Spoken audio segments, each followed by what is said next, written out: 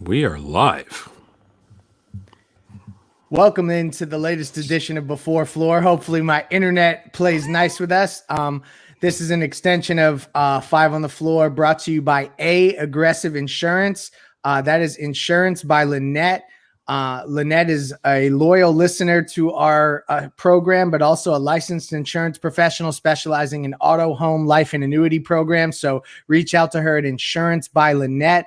This pregame show is brought to you by Aggressive Insurance. Again, friend of the network, friend of the show.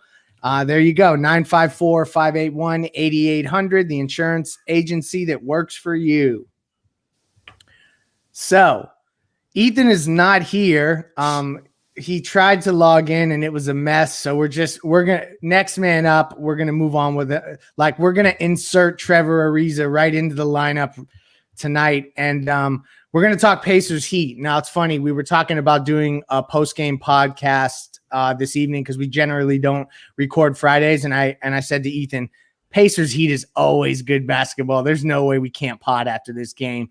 I personally, it's one of my favorite rivalries in Miami Heat history. Yeah, I agree with you, Greg. I mean, it seems as though it's almost like in my lifetime, I think I've only seen the Miami Heat win games in Indiana, at least. I think maybe twice or three times, and that's including the Big Three Stuff era. that came. So I don't know. It's gonna be an interesting night. You know what? How about this, Ramlakan? How do you feel about tonight heading in? Oh, actually, you know what? No, typically we start with Brady, right? Brady, have we gotten anything from the from pregame in terms of interviews with the coach or some of the players heading into tonight? Yeah, well, Trevor Ariza has been made available, obviously, as we heard earlier.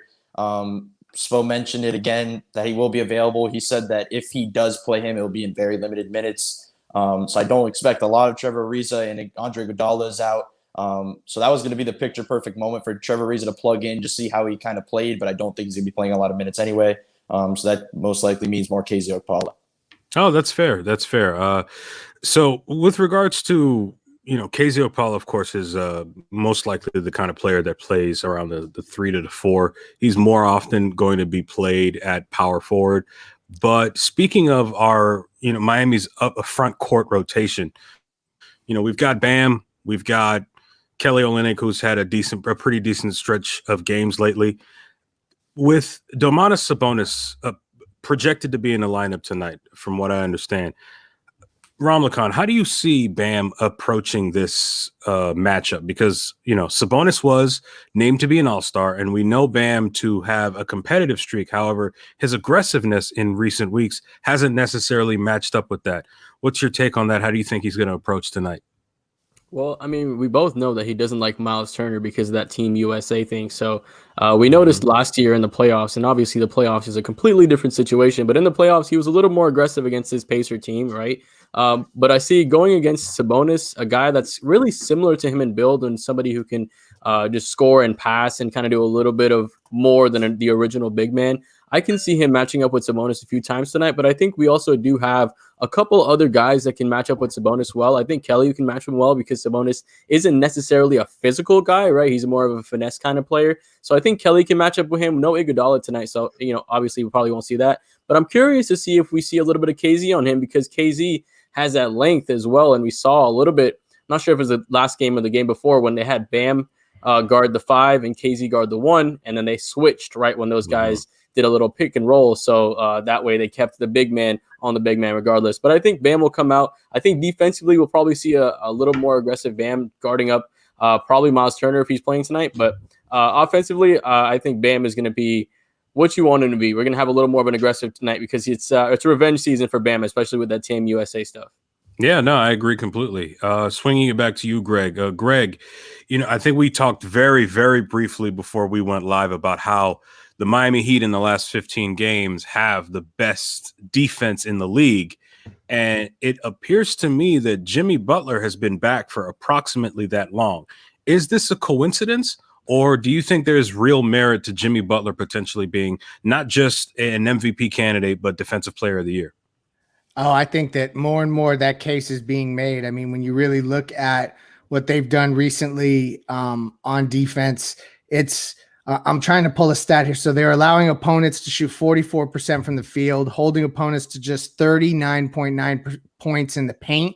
Both of those are the lowest in the NBA. They're getting back to an identity. Like last year, we thought it was going to be a defensive team that had offensive struggles. It was the opposite. It was an offensive team with defensive struggles. This year, they've kind of turned into what we expected last year. And now if the shooting can just find its way, and I know it's up and down, up and down, up and down, but you feel like the defense is something that, to me, that's sustainable. The shooting is the thing that we're seeing the ups and downs with. And Jimmy spearheading all of this. I mean, if he's not in the MVP running, he's definitely in the Defensive Player of the Year running. Yeah, so I guess I have a follow-up for that, really, because, just the other day, Jimmy tweaked his ankle, an ankle that, according to Spo, he knows very well in terms of, treating it, keeping it from swelling up. Do you think that the injury that he sustained a couple of nights ago might affect him tonight, especially when you consider the wings that this team, that this Pacers team has? Is that going to me? Oh, no, I was just following up with Greg, but that's open to everybody, honestly. My bad. No, Jimmy doesn't like Indiana, and he usually rips their hearts out. I think if you went back down the YouTube rabbit hole, you'd see that even when he was in Chicago, he did a lot of that. So I'm expecting a full Jimmy arsenal tonight, and I don't think the ankle is going to bother him. And I think it's going to be a tough game. No, yeah, I see that. So, okay, so now, Brady, I'm going to swing this over to you. How about that? All right. We know what Jimmy's going to bring every night. He goes hard. His best games are comparable to LeBron James at this point. We've seen out of Jimmy a significant level of play dating back to last season and especially in the NBA Finals. But that's him. We can talk about Bam a little bit, but what do you see coming out of the wings? We've got Kendrick Nunn, we've got Duncan Robinson, we've got Tyler Hero, all three of whom have shown themselves to have been wild cards throughout the season. They're not necessarily consistent as one would hope. Do you see anything big coming out of any of them or all of them tonight against this Pacers team? Well, I don't, as you mentioned right there, the ups and downs of all of them, you can't really predict what one's going to bring one night. I really think at this stage, Goran should be in that conversation as well because he does look a step slow at times. You saw last game, the field goal percentage was not there. So he's in there as well. I do think that he'll come around per usual, closer you get to playoff time. But it is the young guys that you got to observe at this time. Kendrick Nunn lately has not been the same Kendrick Nunn that went on that decent run since going into the starting lineup. Tyler Hero has not stepped up in that bench role that I think a lot of people expected at this stage is why he moved down to that role. And everything comes down to, I think, the lack of attack to the basket. I keep going back to that because nobody other than Jimmy really does that consistently. As I mentioned, Goran is not really the guy you want relying on that to get to the basket on that unit. You want that to be Hero, but right now it's not. So I do think that's going to be the big change is if a couple of them can start if the shots are not falling, just continue trying to get to the basket and do that. I think that's where it'll turn around. Go ahead, Ricky. Go. No. Keep directing traffic. You're doing great. Oh, okay. Well, thank you. I'm blushing. Just going straight to a comment that I see from Dean Millard. I expect Bam to have a chip on his shoulder tonight after Sabonis being selected for the All-Star game over him. Historically speaking, I guess this is the part of pregame where Ethan would probably throw to me for some historical fact or something. I am reminded of an instance in which I think it was Heat versus Timberwolves, in which Bam went to dinner with Big Cat, Karl Anthony Towns. Yeah. Right, and I believe it was an assistant coach, I think from their alma mater, that mentioned that Big Cat's going to eat you up tonight.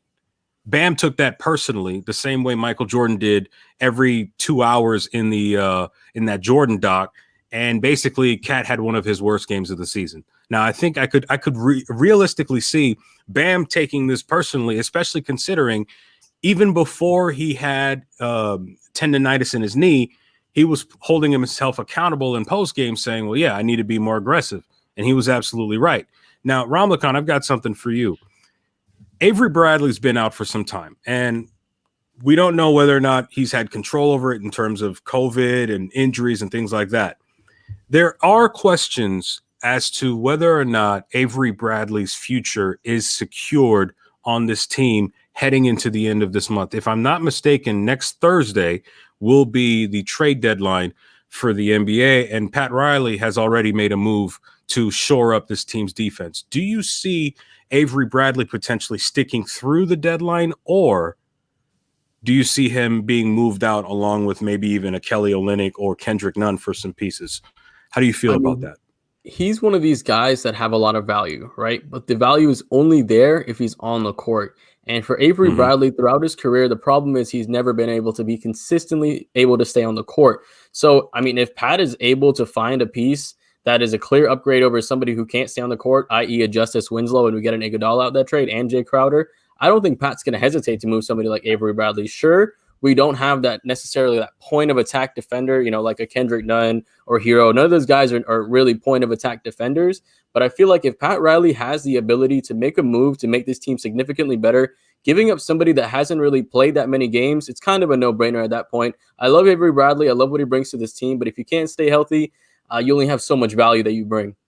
Yeah, absolutely. And I know, Brady, you mentioned in your interview with Coach Spo earlier today that it's going to be interesting to see how little or a lot Trevor Ariza plays. You know, I know in Heat, you know, in hashtag Heat culture, we have this idea that it's basically next man up.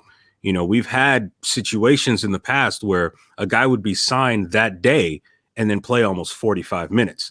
Now, with Avery Bradley out, and depending on whether or not the Pacers the Pacers wings go off, we could potentially see Trevor Ariza playing a lot more minutes, considering he does a lot of 3-and-D, which is what this team needs. You know, thinking back to last year when Iggy and Jay Crowder were traded for and acquired, you know, Jay Crowder, I don't know if Jay Crowder was necessarily someone that we expected would hurt us in terms of his absence in the offseason. I didn't see that coming until we saw him play the way he did in the postseason. So I think it's going to be very interesting to see how this works. Now, I did mention trade deadline. Does anyone here foresee a significant or a minor acquisition heading into this Thursday for this Heat team? And if so, who? This is a great question.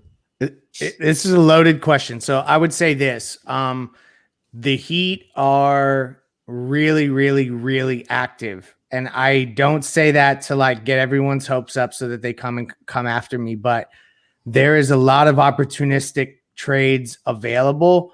And it's just a matter of really now, if they want to go get a big player, it's Kelly or it's Iggy involved in the deal. So they're weighing like, is the player that they're going to acquire good enough to subtract one of those two? And I think it would be more Iguodala, is my understanding. I think they're going to make a move.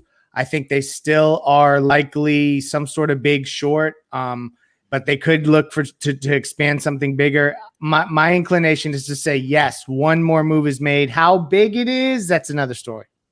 I have a follow-up question to that. Getting Trevor Ariza and being that him and Iguodala have the similar role, does that make Iguodala a little more expendable now than before since we have somebody? Yeah, it might. And I also think Ariza is going to get minutes quicker than people think. That's my anticipation, because the Heat and Spo need to see how quickly they can get him acclimated prior to the trade deadline. Because to your point, if they have a guy that they can plug and play that has any semblance of what Jay brought them, like even if he brings a little bit of that stuff, it changes the dynamic of what they need to target. And I think it does make guys like Iguodala potentially expendable. I mean, expendable is a strong word, but I'm with you there. I think that's why Ariza is going to get thrown in the mix. I expect 18 to 22 minutes tonight. Mm-hmm. So, you know, Greg, you mentioned the E word, of course, expendable. I want to push back very slightly against the idea of Iggy being expendable. In terms of skill set, I can see why there might be some overlap between Iggy and the recently acquired Trevor Ariza. But I think what Iggy brings to this team is something that we've missed out of Udonis Haslem for a couple of years now: playability and leadership, and veteran leadership.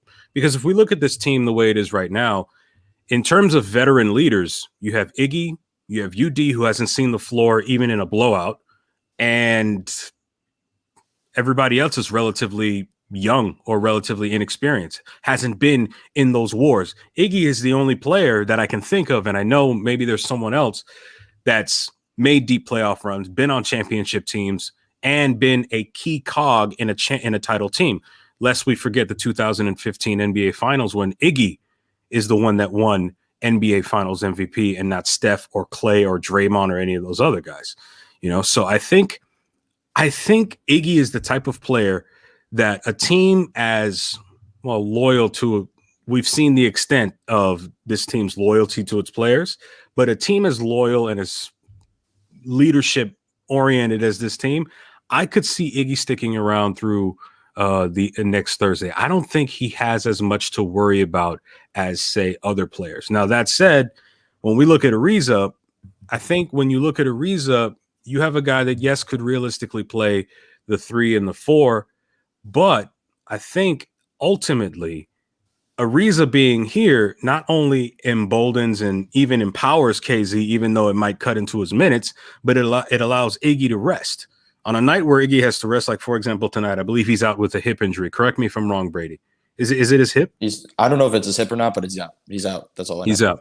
So for Iggy to be out tonight, you get Trevor Ariza, who, if I'm not mistaken, is a much better 3-point shooter than Iggy, even though Iggy's been shooting a much better clip this season. So that's interesting. There's the trade deadline, and this is for everybody again.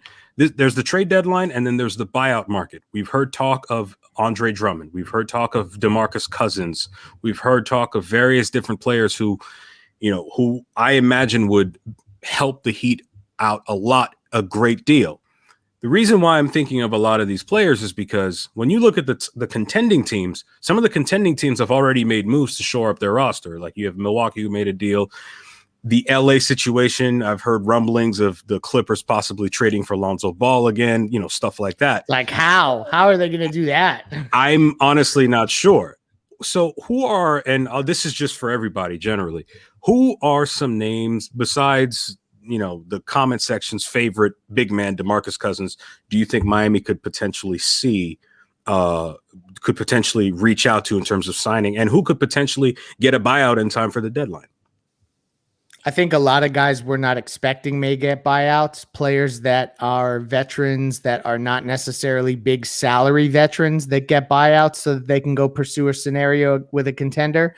And I can't shake this, guys. Jimmy has said from day one that he would love to play with Kyle Lowry. And I just have this gut feeling that I don't know if it's going to come to fruition, but I think that before next Thursday, it's going to get loud as hell. The Raptors, Heat, Lowry to Miami stuff is going to get loud as hell. That is my prediction coming between now and next Thursday. So what do you guys think about Kyle Lowry potentially? I mean, I just wish it happened in 2014. Like, we had those rumors that he was coming into the Heat in 2014. I was celebrating, saying that Rick Bucher, and then it didn't end up happening. But I would like the Kyle Lowry move if it does happen. It gives you not only a good a good point guard, right? Somebody who can actually lead the team from the point guard, somebody that can make Bam a little bit better, but he's also a point of attack defender, right? He's a big-bodied guy that can keep the point guard in front of you, and he has that championship experience. So he has everything that you're looking for in a point guard, and somebody that's a little more consistent than Goran and Hero have been recently, at least. So Ariel mentioned something that actually I was thinking of as well. So, good on you, Ariel. Y'all need to be focusing more on Monday, because that is when Miami's traded player exception expires. I believe that exception is around Greg, I think you're muted. I believe that exception is around $7 to $7.5 million. You're right. And if I'm not mistaken, you can trade that exception for someone making it around $7 million a year. I imagine for that much money, I don't know off the top of my head who's making around $7 million this season, but I imagine it's somebody of good value that might be willing to, get out. Now, I'm not exactly sure how much Kyle Lowry makes, but I am intrigued by where they are in the standings right now, because given how close everyone is in the standings, Miami right now, they're 22-19. They're fourth in the Eastern Conference right now. A 3-game losing streak could very well put them at ninth, just like that.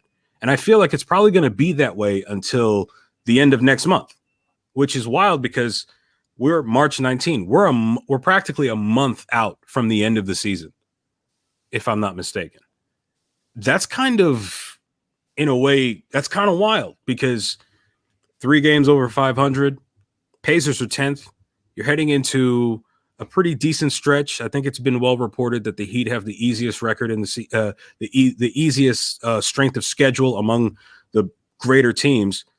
How do you feel about this Heat team heading into this final stretch, which apparently is about a month? I'll start with you, Brady. Yeah, well, the first thing I want to say about the Lowry situation is that I think the comments that he made in that one interview were very interesting regarding that situation, that he basically said, he would come back and retire. You don't just say that unless you're at least thinking about it. That just doesn't come out. So I think that's something to watch. But also, I do think that if this Heat team passed the trade deadline when they know what roster they have, know what they can use, I think they can utilize it in different ways when you're talking about down the stretch. One thing is when you're talking about trading for wings and making moves like that, I think Kelly Olynyk is a little bit more value for this team than others may think, because if you're adding more and more wings, you may want to plug that 4 into the starting lineup come playoff time. And with the promising, growth that Kelly Olynyk made with Bam Adebayo out, running the offense in those stretches, looking good when Bam wasn't on the floor, I think makes you even more comfortable putting him off the bench in that situation. So I do think, that's kind of a situation to watch. And now you're seeing Precious fade away a little bit in the rotation at a time when they were lacking bigs. So I do think Kelly Olynyk is a guy they're going to want to hold on to, unless, it's getting a big in return, somebody like that. But if they're going after wings, I do think, he is going to be valued for this team come playoff time. That's an interesting way of looking at it. Yeah, and one other thing about the trade exception that expires, Ricky, that you mentioned, just keep in mind that now with the Ariza trade, the Heat are only $5.4 million away from the luxury tax, if I remember correctly. So although that full trade exception is to their disposal, I don't believe that they will cross the tax line. So they maybe could spend $5 million of it, let's say, you know what I mean, or $4 million. But to your point, they could make one more acquisition and cut a guy between now and then using a vehicle. Right. Absolutely. No, you're absolutely right. And I know that we've seen throughout the last few years that I think Mickey Arison is probably only willing to pay that luxury tax if we're talking about a title contender, where I don't believe Miami is at this moment. If you're talking about a Heat team that's got like a Chris Bosh, a Dwayne Wade, a LeBron James, the revenue that comes in will probably it'll probably make up for the fact that the luxury tax is smacking against you. But as of right now, I'm not sure that they're willing to do that. So we have the TPE, we have that, and I think there's one more person that is coming to mind as we head into this pregame time period. Precious Achiuwa. We haven't really seen too much of him. He's had his ups, he's had his downs. He's had games where he's had 10 points, 10 rebounds, and games where he's played 5 minutes and been just confusing.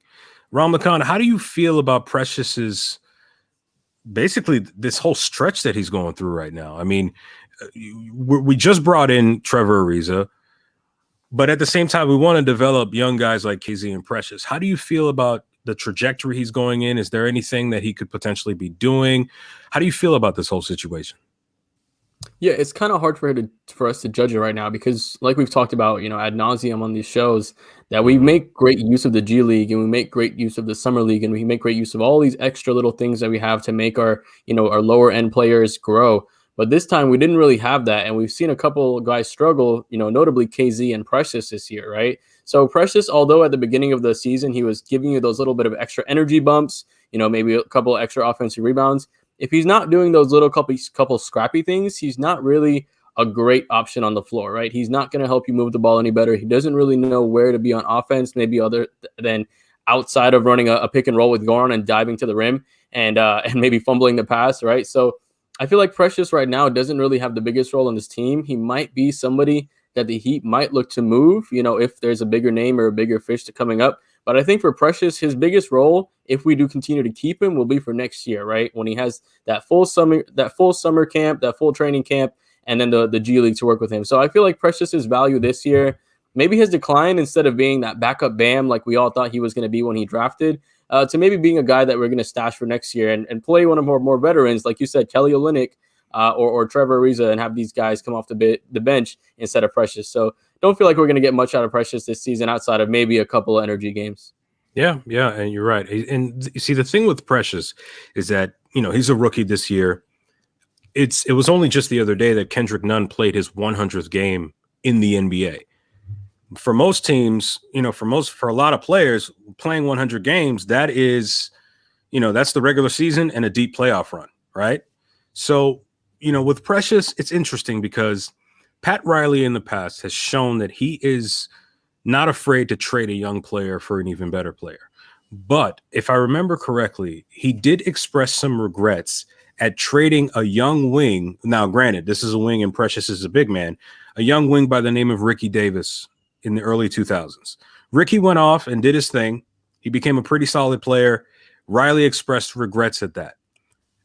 Ever since then, I have yet to see Pat Riley trade a rookie in his rookie year. I could be wrong, but based on my memory, I haven't heard of anything like that. That said, he's not afraid to do that in the offseason or in their second year. So it's going to be interesting to see what happens with Precious. You're right. We could all end up shocked at what happens, but it's going to be interesting. So we're coming up on about a half hour of this pregame show. I think at this point, we've got about one more question to ask. Who do you have tonight? Who wins? Heat or Pacers? I'll start with you, Ramlakan. Yeah, I'm going to take Miami. Jimmy, that loss that we had to Memphis was kind of an anomaly. We shot 35%, sub 38% we shot. We shot below 30% from the 3-point line. We had open shots that we were just missing, especially Duncan and then a few from Nunn as well. So I feel like this is going to be a bounce back game. Indiana forces the least amount of, one of the least amount of 3-point shots. I think they force you to take about 30. We take a little bit more than that. But they average one of the worst defensive percentage-wise. They average around 30%, 38% from the 3-point line. So I feel like this is a game where we can see Duncan and Nunn hit some of those catch-and-shoot shots, and then Jimmy and Bam punish him on the inside. So I feel like this is a game the Heat get. We hit 16 3-point shots, and we get the win tonight. Break it down for me, Brady. Yes, that's right. I said break it down. Who wins tonight? Well, I think that this is a struggling Pacer team right now. They've lost 8 of their last 10, so they're going in the opposite direction right now. So I do think this is a game or a set of games because they're going to be playing them in 2 days. So I do think this is the set that you're going to want to get. You're going to want to pounce on this to, get a good lead on the Pacers in the standings as well, because if you're giving them 2 losses, gaining 2 wins, you're getting a gap right there. I think this is a game where you see Jimmy early on try to take over, to not let this one go late because of the lack of having, Andre Iguodala late in the game. I think you saw that last game, not having him late kind of hurt you. I think this is a game you're going to want to take care of a little bit earlier. Maybe let some guys, maybe a Trevor Ariza get some minutes later, just trying to get into a different type of flow, because there's nothing like game speed. Even though he's in great shape working out with Stanley Remy and everything, there's nothing like getting that, run at the NBA level. So if he gets that a little bit later, maybe with a pretty good lead, I think that's going to be pretty important. So I do think the Heat win, by the way. Yeah. You know what? You see, the reason I like today's pregame is because there is balance. You know why the Grizzlies lost the other day? It wasn't a scheduled loss. It wasn't, because we were missing too many 3-point shots. It's because when I said that Miami was going to lose, more than one person in this pregame show agreed with me, and it messed up the equilibrium. The universe got mad at everybody, and they were like, what, the Heat are going to lose. So here's what I'm going to say right now. I think the Pacers are going to win tonight. I think the Heat are going to lose tonight because, like you said, Brady, they haven't been doing too well lately, and Miami is setting themselves up to be a slump buster, essentially, at this moment, right? Jimmy is who he is. He's still dealing with his knee. I don't know what we're going to get out of our wings, but I see Miami losing tonight. So I'm legally required to say that. The law is satisfied. Guys, everybody, thank you all for coming on to be a part of this pregame show. I'm Ricky J. Mark. I'm this guy right here. Is it here? There we go. It's Jonathan Ramlakan. We have our breaker down person extraordinaire who's probably writing his post-game breakdown as he was talking to us just now, Brady Hawk. This has been the 5 Reasons Sports pregame show, and we will see you in the post-game with Royal Shepherd. Thanks, guys.